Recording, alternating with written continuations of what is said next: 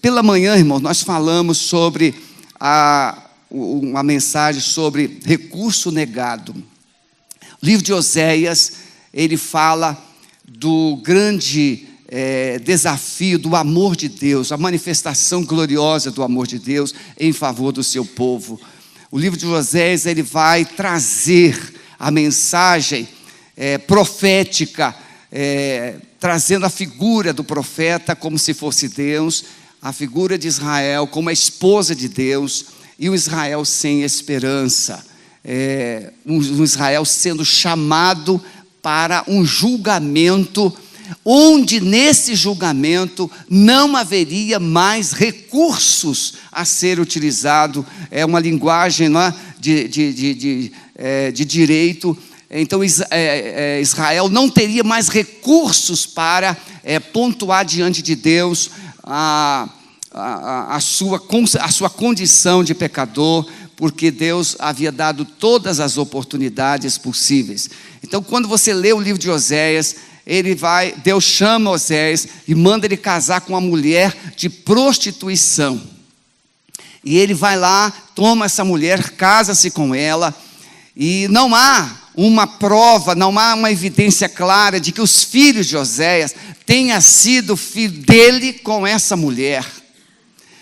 Mas ela deixa Oséias e volta para os seus antigos amantes, e tem filhos. Então há uma possibilidade, segundo estudiosos, que os filhos que ela gera, 3 filhos, 2 masculinos e uma filha, tenham sido filhos de prostituições. E Deus então vai ilustrar que Ele é o Deus Todo-Poderoso, o marido de Israel. Israel é a mulher prostituta. Por que Israel ele é trabalhado, ele é exemplificado com uma mulher prostituta? Porque Israel deixou o seu relacionamento íntimo e fiel, exclusivo com Deus, e se envolveu com os ídolos. E na Bíblia, idolatria, feitiçaria é a mesma coisa de que prostituição e adultério. É a mesma coisa. Porque o relacionamento, veja, Jesus é o noivo, a igreja é a noiva. Então, se uma noiva se envolve com outros amores, ela está traindo o seu noivo. É isso que a Bíblia mostra. Então, quando o profeta é chamado por Deus, o objetivo maior de Deus é de revelar o seu grande amor pelo seu povo. E aí, no capítulo 6, nós vamos encontrar o povo dizendo uma coisa que às vezes nós pensamos também em muitos momentos da nossa vida.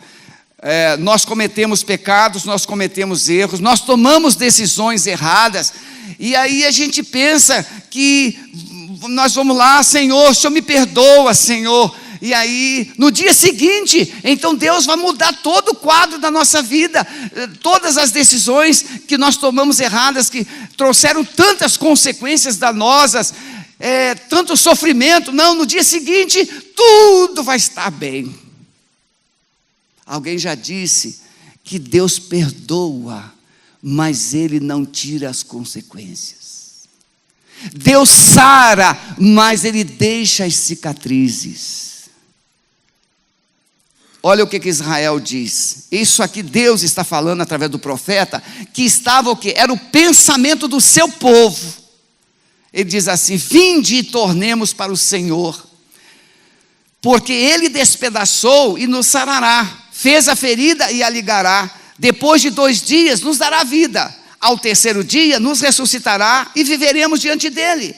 Conheçamos e prossigamos em conhecer o Senhor. Como a alva será a sua saída, e Ele a nós virá como a chuva, e como a chuva serôdia que rega a terra. Ou seja, o povo estava dizendo assim, estava no coração do povo esse pensamento: olha, vamos nos tornar para o Senhor, porque Ele nos despedaçou, ou seja, Ele nos julgou, Ele nos puniu, mas Ele vai nos sarar. E depois de 2 dias, tudo está resolvido. Tudo está resolvido. Olha, a gente está aqui nessa sepultura, mas Ele vai nos ressuscitar. E a gente vai viver numa boa, a chuva vai continuar caindo, as coisas, a agricultura vai continuar produzindo, e nós viveremos novamente o quê? As bênçãos, as promessas. Mas Deus disse assim, não é assim. Não é assim. Precisamos, irmãos, entender que as nossas escolhas, as nossas decisões, as nossas semeaduras, nós teremos uma colheita. Paulo escreve aos Gálatas, no capítulo 6, verso 7, ele vai dizer o quê? Irmãos, não erreis, Deus não se deixa escarnecer, tudo que o homem semear, isso também ceifará. O que semeia na carne, colhe destruição, mas o que semeia no Espírito, colhe vida eterna. Não erreis, irmãos, Deus não se deixa escarnecer. Então precisamos, como igreja, entender, e nós falamos hoje pela manhã, na primeira parte da mensagem, que Deus estabeleceu um trono, e diante desse trono, todos os povos da terra serão reunidos, você estará lá, todas as pessoas, e a Bíblia diz que Jesus voltará, e ele, todo olho verá, toda língua confessará, todo joelho se dobrará e dirá que só ele é o Senhor, e ele vai julgar. Em Apocalipse capítulo 5 diz que ninguém foi achado digno de abrir os livros, mas ele, o leão da tribo de Judá, ele foi achado digno, e ele tomou os livros, e ele abriu os livros, e ele vai abrir, e nesse livro estão escritas todas as coisas que nós fizemos e deixamos de fazer, e nós seremos julgados segundo as nossas obras. Em 2 Coríntios 5:10, Romanos 14:12, fala que todos nós iremos comparecer diante do tribunal de Deus, para prestarmos contas do que tivermos feito pelo bem ou pelo mal.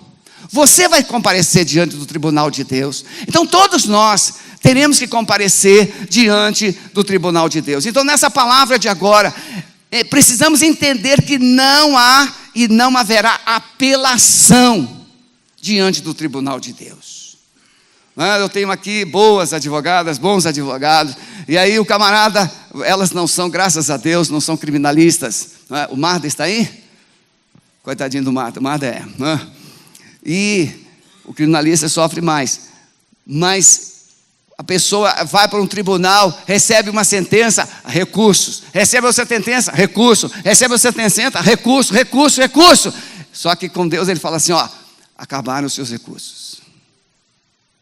Deus não é o Supremo Tribunal Federal, Deus é o Supremo dos Supremos, onde ninguém poderá apresentar recurso nenhum, porque Ele já disse.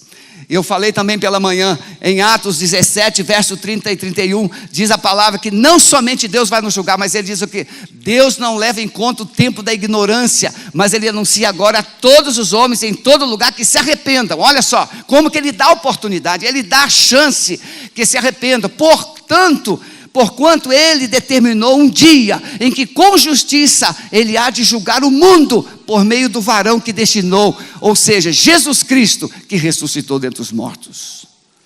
Jesus, Deus determinou um dia, e esse dia está selado, nós todos. Mateus 25, 31 a 41, vai dizer que todos os seres humanos terão que comparecer diante do tribunal de Deus. À direita ficarão as ovelhas, à esquerda os bodes. Pastor, eu sou ovelha. Não sei. Pastor, tem muito bode nas igrejas. Também não sei. Uma coisa eu sei, eu não tenho a missão, não sou responsável. Deus não me deu essa prerrogativa de dizer, de separar, de determinar quem é ovelha e quem é bode. Eu tenho que ensinar como você pode se tornar uma ovelha, e eu tenho que ensinar como você pode deixar de ser bode. Mas uma coisa eu sei, o pastor dos pastores, Jesus, eles têm olhos de raio-x, e às vezes tem lobo, vestido de ovelha, e aí vem ele, transfigurado de ovelha, mas o Senhor Jesus diz assim, não, para a esquerda,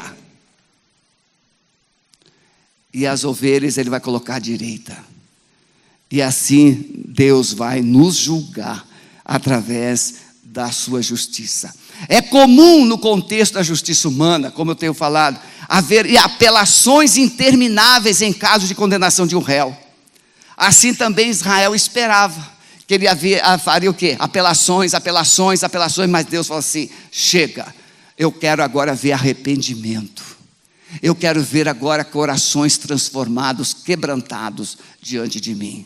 Então precisamos entender que o falso arrependimento não trará perdão e restauração da parte de Deus. A palavra fala com tanta clareza, irmãos. Ele diz assim: vinde, tornemos ao Senhor. Mas não havia arrependimento. O Senhor feriu, o Senhor vai nos sarar, mas não havia arrependimento. Irmãos, o que é arrependimento? Arrependimento é uma atitude de dentro para fora que reconhece o erro, o pecado cometido, a transgressão cometida e a decisão de não cometer mais. Nós cometemos um pecado, seja ele qual for, e aquele pecado nos fere, nos entristece, nos constrange, porque o pecado, antes de nos ferir, ele fere a Deus. E aí o Espírito Santo nos convence, e nós nos arrependemos, ou seja, nós tomamos uma decisão de dar meia volta. Não quero mais andar no pecado, eu quero andar com Deus. Isso é arrependimento. É mudar o modo de pensar, é mudar o modo de agir, é mudar a sua direção, é mudar o seu caminho, é mudar de vida. O povo pensava que um arrependimento rápido e superficial. Não é assim? A gente olha as crianças, elas cometem uma arte, fazem uma arte lá, e depois assim: mamãe, você me perdoa? A mamãe sempre perdoa, mas a mamãe está sempre esperando o quê? Que ele não faça mais, que ele mude de comportamento. O povo pensava que um arrependimento rápido e superficial mudaria totalmente as coisas e as circunstâncias escabrosas que estavam vivendo.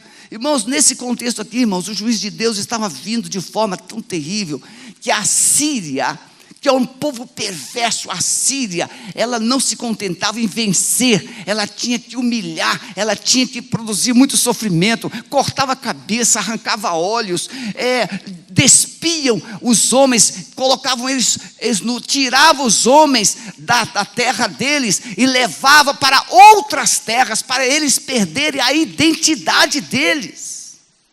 Foi isso que eles fizeram com Israel. Os assírios invadiram Israel. E os que viveram, os que permaneceram vivos, os que foram poupados, foram levados para outras nações, e os assírios trouxeram outros povos para viver no lugar deles na terra. É isso que Deus fez. Então o juízo de Deus estava a caminho, mas o que é que o povo estava, em vez do povo revelar um arrependimento verdadeiro, o que é que o povo estava fazendo? Não, Deus vai nos sarar, Deus vai mudar, Deus vai resolver tudo. Irmãos, não funciona assim. Precisamos parar de brincar com as coisas de Deus. Precisamos levar a sério as coisas espirituais.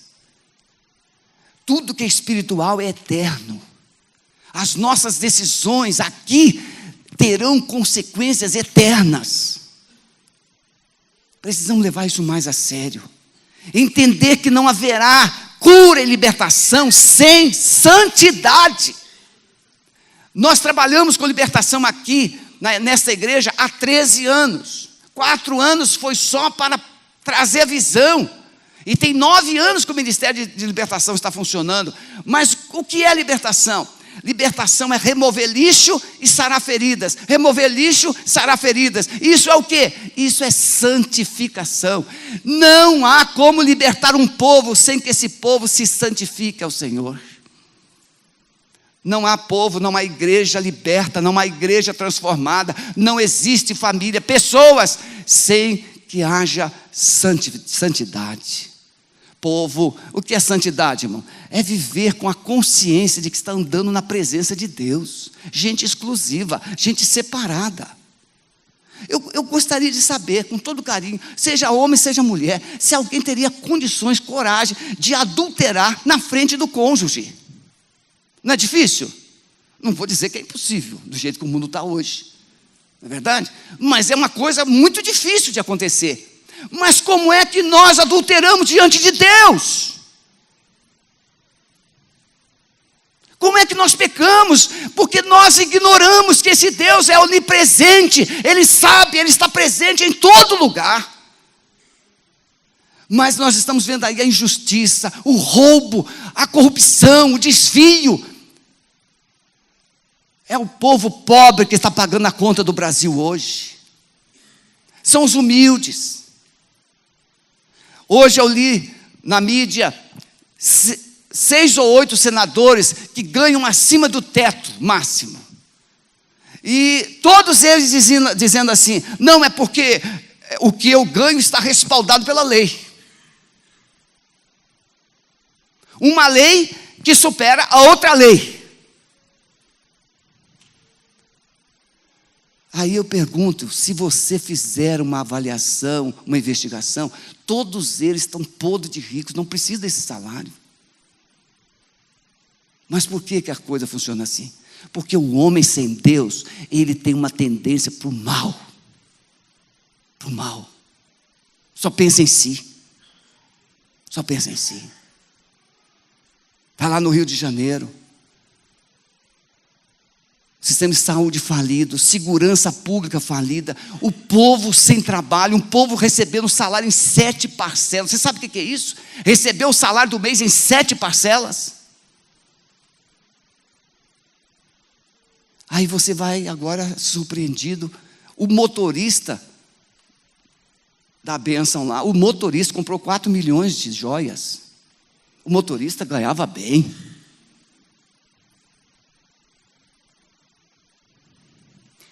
Tem que prender todos os proprietários de joalherias. Tem que prender, botar tudo no xilindró. Porque ninguém vende 10 milhões de joias sem nota fiscal, sabendo que não está errado. Não sabe que está errado? Claro que está errado. Ou então o CPF de quem comprou? Não tem. Aí pagou em dinheiro, não tem nota fiscal. Vai tudo para a cadeia. Domingo que vem, irmãos, o Brasil está sendo conclamado aí para as ruas. Nós teremos batismos aqui, mas quem puder, vá. Vá. Temos que parar o Brasil, irmãos. Dá um basta.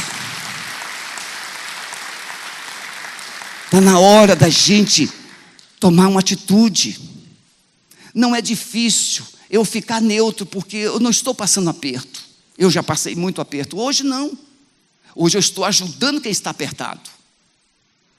Mas tem muita gente gemendo, irmãos.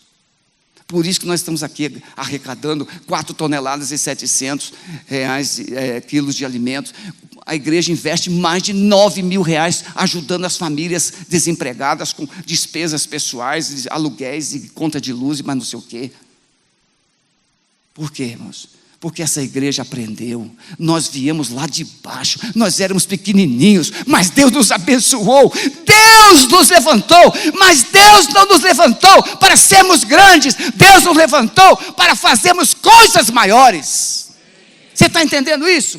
Deus não levanta ninguém para ser mais importante ou melhor. Deus levanta a gente para a gente fazer coisas maiores, coisas mais dignas, coisas mais relevantes. Uma vida miserável, mesquinha, onde cada um pensa só no seu próprio umbigo. Por isso que eu tenho que ir no Barigui correr. Lá é a minha terapia. Que aí eu olho para aquela natureza e eu falo com Deus, lá eu grito, lá eu choro, e lá eu tomo caldo de cana, e lá eu tomo água de coco, e eu volto de lá bem melhor. Josias, lá no Rio Grande do Sul, tem um parque lá bom? Tem? Vem para cá, Josias, senta aqui perto do Antônio Marco, que ele vai te levar lá na rodoviária, tá bom? O Josias é pastor Josias, ele está lá na minha casa. Fui pegar ele ontem lá na rodoviária, 11h30 da noite. Jantou bem, jantou muito bem. Ainda bem que tinha comida lá em casa, comeu bem. Dormiu bem também, levei lá, fiz as provas hoje. Foi tudo certo lá, Josias? Tudo jóia? Quem te trouxe? Táxi? Tem que ajudar os taxistas, né, irmãos? Porque o pessoal da Uber está falindo os táxis, né? Você quer felicidade, mas não quer santidade. Você quer ser feliz. O meu negócio é ser feliz. Não, irmãos, o negócio não é ser feliz, não. O negócio é viver bem, é viver certo. Porque nem sempre ser feliz deve ser o nosso foco principal. Por exemplo, casalzinho de namoradinho, não, casal, todo mundo quer ser feliz. Mas qual é o preço da felicidade? Qual é o preço?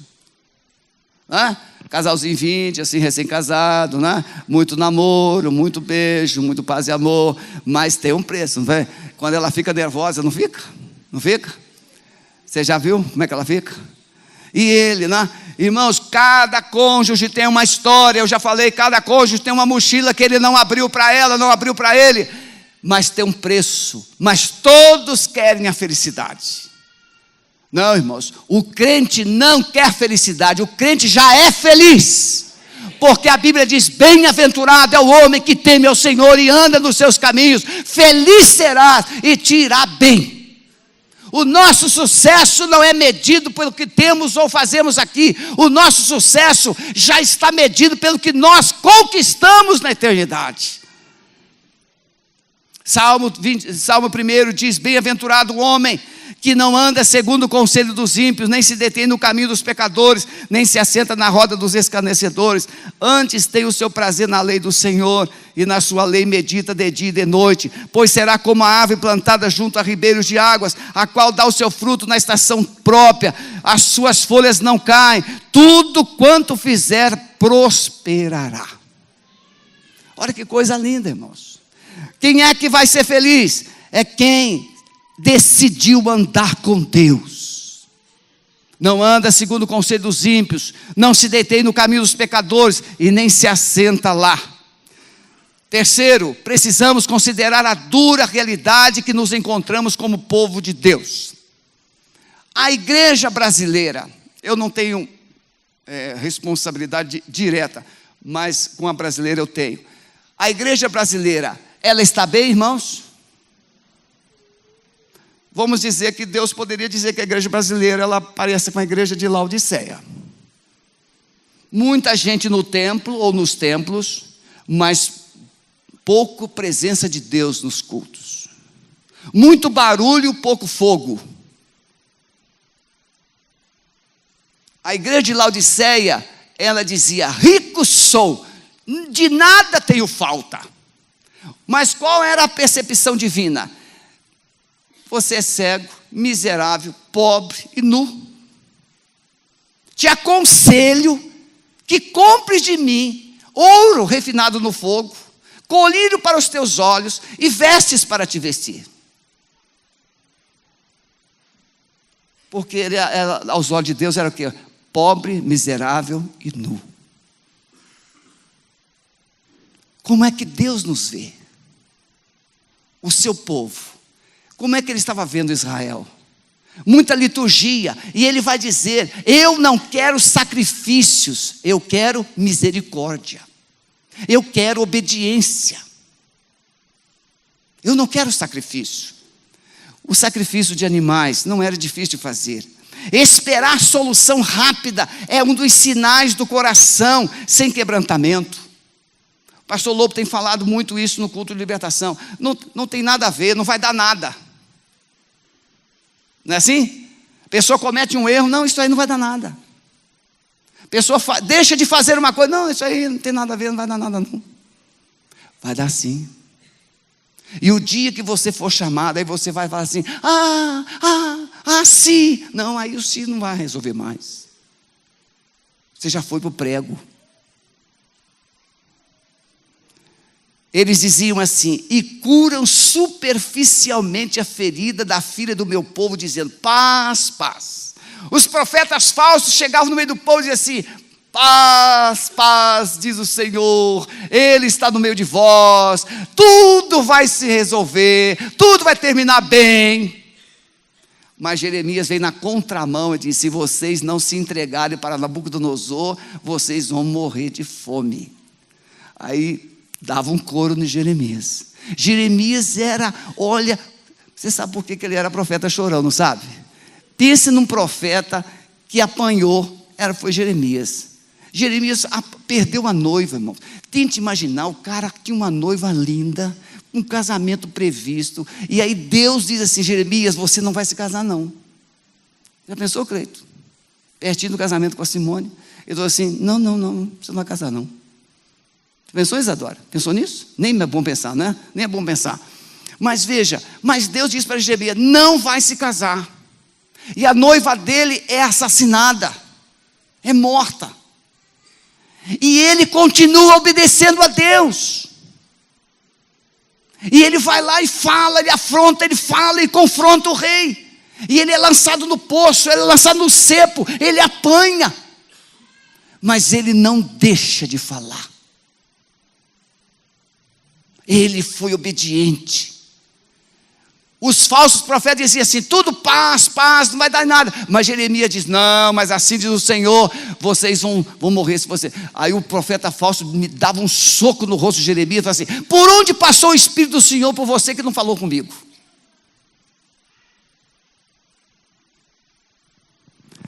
Tem muita gente nas nossas igrejas hoje querendo ouvir profecias boas. Vocês conhecem a caixa de promessas? Conhece? Alguém aqui tem caixa de mandamentos? Não tem para vender. Se tivesse, ninguém compraria. Mas a caixa de promessas funciona assim: você vai lá e tira um papelzinho e lê. Não, esse não serve. Devolve lá, mistura de novo, tira o, até tirar aquele que... Esse sim. Não funciona assim. Deus fala, ponto final. Não é uma caixinha onde você escolhe o que quer ouvir. Não, Deus te trouxe aqui hoje para dizer para você que um dia você vai comparecer diante do tribunal dele e você vai ter que prestar contas de tudo que você fez ou deixou de fazer. Tudo. É o que a Bíblia diz. Todos nós teremos que comparecer diante do tribunal de Deus para prestarmos conta do que tivermos feito por meio do corpo. Olha como é que Deus trata o rei Davi. A Bíblia diz o que a respeito de Davi? Que ele era o homem segundo o coração de Deus. Agora, Deus tratou o pecado de Davi barato? Davi no Salmo 51. Primeiro no Salmo 32 ele diz: quando eu fiquei em silêncio, a minha vida se tornou um deserto. A tua mão pesava sobre mim. No Salmo 51 ele vai dizer: contra ti somente pequei e fiz o que os teus olhos parecem mal. Ele confessa publicamente. Deus não aliviou para Davi, não. Mas Davi não escondeu de Deus. Davi foi a única vez, as duas únicas vezes que Davi cometeu pecados, ele se arrependeu de tal forma que nunca mais ele entristeceu o coração de Deus. Ele não caiu nos mesmos pecados. Purifica-me, Senhor, com ensopo e ficarei puro. Lava-me e ficarei mais branco do que a neve. Precisamos entender que o perdão não é algo mecânico. O perdão virá acompanhado de um relacionamento sincero com Deus. Quando você recebe o perdão de Deus, lembra daquela mulher pecadora que vai aos pés de Jesus e lava os seus pés com lágrimas e unge com um perfume caríssimo? Pois é, lá em Lucas 7, quando você vê aquilo, Jesus vai dizer o quê? Olha, Simão, eu cheguei aqui, você não me deu ósculo, mas ela me beija os pés. Você não me ungiu com óleo, mas ela me unge com nardo puro. Você não me lavou os pés, mas ela lavou os pés com as suas lágrimas. Você não me deu toalha para enxugar, mas ela enxuga os meus pés com os seus cabelos. Por isso eu te digo, Simão, que os muitos pecados dessa mulher foram todos perdoados. A quem muito se perdoa, muito se é grato. Quando você vê crentes ingratos, é crente que não tem nenhuma experiência do perdão de Deus. É gente que conhece Deus, mas não recebe a graça profunda de Deus. Porque não consegue ser grato. Aquela mulher trabalhou um ano inteiro e comprou aquele vaso de alabastro e comprou aquele perfume. E ela derramou aos pés de Jesus, sobre Jesus. O povo estava equivocado, achando que tudo mudaria da noite para o dia. Irmãos, precisamos acordar. Uma decisão errada, e às vezes você tem 1 ano, 2 anos, 3 anos, anos de sofrimento. Quem aqui não conhece alguém que já perdeu tudo no jogo? E aí a família ficou anos e anos para se recompor. Quantos? Uma decisão. Aí o povo dizia o quê? Não, ele vai resolver tudo. Como é que Davi lida, irmãos? Quando Deus mandou a praga sobre Jerusalém, Davi, ele fala para Deus: Senhor, foi eu que pequei, por que o povo sofre? Pune a mim. E aí Deus manda ele comprar lá, pegar a eira de Araúna, e fazer lá um altar e oferecer sacrifício para que a praga cessasse. E aí ele chega lá na eira de Araúna, e ele fala assim: eu quero essa eira para oferecer o sacrifício ao Senhor. E Araúna diz assim: meu rei, tudo é teu, pode pegar, e pega os bois, a lenha, tudo que o senhor precisar. Mas a Davi diz assim, lá em Samuel, 1 Samuel 24, 24: oferecerei eu a Deus algo que nada tenha me custado?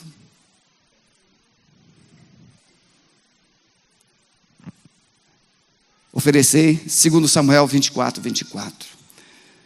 Eclesiastes 5:12 diz: doce é o sono do trabalhador, quer coma pouco, quer coma muito, mas a fartura do rico não o deixa dormir. Irmãos, às vezes você olha para o pobre, o cara está feliz da vida, não tem nada. Ou tem pouco, tem o suficiente. Aí você vai olhar para o rico, o camarada está fazendo contas. Não consegue dormir, ansiedade, perturbação. Por quê, irmãos? Não sei por quê. Tem que perguntar a Deus quando ele chegar lá na glória. Por último, precisamos entender que não haverá mudanças em nossas vidas sem que haja mudança em nosso caráter. O caráter, a mente, a identidade do ser. Oséias 6, 4, 6. Que te farei, ó Efraim? Efraim é um tratamento que Deus dá à nação de Israel. Que te farei, ó Efraim? Que te farei, ó Judá? Porque a vossa benignidade é como a nuvem da manhã. Olha só, irmãos, você vê o céu às vezes, de manhã, tudo nublado. Ele diz assim: a tua bondade, Israel e Judá, é como a nuvem da manhã, e como o orvalho da madrugada, que cedo passa. Deus vê a gente sendo bonzinho, mas essa bondade da gente dura um tiquinho de nada. A gente consegue ser bom um dia. Deus não quer, irmão, devoção temporária, porém duradoura. Deus não quer um povo de rituais vazios. Deus quer um povo de coração entusiasmado. Deus quer um povo não de domingo, mas de todos os dias. Podemos olhar os homens como Sansão, um homem cheio do Espírito Santo, mas que não conseguiu se livrar das consequências das suas escolhas. Brincou com a unção, brincou com o Espírito Santo, brincou com Deus. E quais foram as consequências? Morte. O salário do pecado é a morte. Mas muitas vezes antes da morte vem vergonha, vem sofrimento, vem tristeza, vem perdas. Podemos olhar para a igreja de Laodiceia e entender que não é possível viver sem a submissão de Deus. Baixe a sua cabeça, por favor. Eu quero que você reflita sobre o que eu vou te falar. Precisamos estar preparados para o encontro com Deus. Eu quero que você, por favor, faça um exercício mental, racional agora. Eu quero que você pense que se você estivesse agora diante de Deus, o Deus que tudo vê, o Deus que tudo sabe, Deus dizendo: converte-te ao Senhor teu Deus, porque pelos teus pecados tens caído. Tomai convosco palavras e convertei-vos ao Senhor, e diz-lhe: tira toda iniquidade e aceita o que é bom, e ofereceremos como novilhos os sacrifícios dos nossos lábios. Não nos salvará a Síria, não iremos montados em cavalos, e a obra das nossas mãos já não diremos mais: tu és o nosso Deus. porque por ti o órfão alcança misericórdia. Eu sararei a sua infidelidade, eu voluntariamente os amarei, porque a minha ira se apartou deles. Deus não tem prazer em te destruir. Deus não tem prazer em te castigar. Deus não quer te abandonar. Deus não quer te condenar. Deus quer te salvar. Ele tem promessas para você. Eu serei para Israel como o orvalho do céu. O orvalho cai todas as noites. Ele cai silenciosamente. Ele faz regar a terra. Ele faz a terra produzir o seu fruto. Deus quer abençoar a sua vida todos os dias. Mas sem arrependimento, os seus recursos diante de Deus serão todos negados. Deus está te chamando hoje para o arrependimento, para a mudança, para uma decisão de vida. Você vai comparecer diante de Deus um dia, mas vamos imaginar que você esteja agora diante de Deus. Qual seria o seu pedido? Qual seria a sua decisão? Você quer hoje decidir colocar a sua vida verdadeiramente no altar de Deus e viver em santidade, viver em obediência? Eu quero orar por você. Pode deixar o seu lugar, venha aqui rapidamente, eu quero orar por você. Eu quero consagrar minha vida, eu quero decidir viver para o Senhor. Eu quero acertar minhas contas com Deus. Eu quero parar de brincar com Deus. Eu quero parar de pensar que não vai dar nada. Eu quero tomar uma decisão definitiva na minha vida. Pode deixar o seu lugar, venha. Não se constranja. É você e Deus. É você e Deus. É você e Deus. Ele está te chamando. Eu posso mudar a sua história, mas você precisa querer mudar. Eu posso mudar o seu coração, mas você precisa se arrepender de verdade. Eu posso transformar a sua vida, mas você precisa vir por inteiro. Há mais alguém? Pode vir. Se tem alguém afastado aqui hoje, esse é o momento de você decidir colocar sua vida no altar. Vamos ficar em pé, vamos orar ao Senhor. Quero convidar todos os líderes de células para estarem aqui me acompanhando nessas orações. Pastor Marco, por favor, vem cá. Os líderes de células vão identificar aqui, conversando depois com esses queridos, quem ainda não está em alguma célula, e você vai encaminhar, você vai conversar com ele, vai facilitar a vida deles. Pode vir, vem mais para frente. Isso. Nós vamos orar, vamos abençoar essas pessoas. Vamos orar. Pai querido, nós nos colocamos nessa noite na Tua presença e reconhecemos diante do Senhor que temos pecado, temos errado como povo de Deus, que muitas vezes nós Te buscamos só para que o Senhor resolva os nossos problemas. Nós Te pedimos perdão por isso, Senhor. Nós não queremos Te procurar por aquilo que o Senhor pode fazer por nós, nem pelo que o Senhor já fez por nós. Nós queremos Te procurar por quem o Senhor é. O Senhor é bom, o Senhor é santo, o Senhor é fiel, o Senhor é justo, o Senhor é verdadeiro. O Senhor tem nos tratado com bondade e com misericórdia. Mas, Pai querido, nessa noite nós queremos dizer ao Senhor que queremos colocar o nosso coração nas Tuas mãos. Queremos Te procurar mais, queremos Te procurar todos os dias. Senhor, Espírito Santo, revela na nossa vida o que estamos fazendo de errado. Revela, Senhor, a forma indiferente que nós temos nos comportado em relação ao Senhor.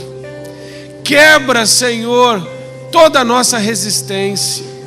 Derrete o gelo do nosso coração.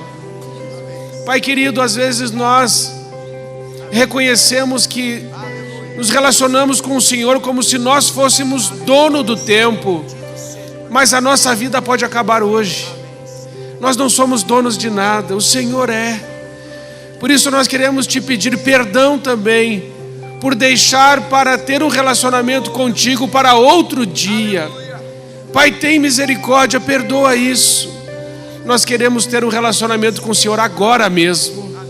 E queremos agora mesmo pedir perdão e dizer: vem, Senhor, vem.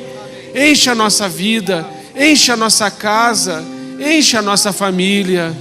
Senhor, nós não queremos ter filhos só para vê-los com emprego bom. Nós queremos ter filhos que vão para o céu. Nós queremos ter uma família, não só uma família bem-sucedida no mundo, mas nós queremos encontrar a nossa família no céu com o Senhor. Por isso, Pai, muda o nosso coração, transforma a nossa vida e usa-nos para a Tua glória, em nome de Jesus. Amém.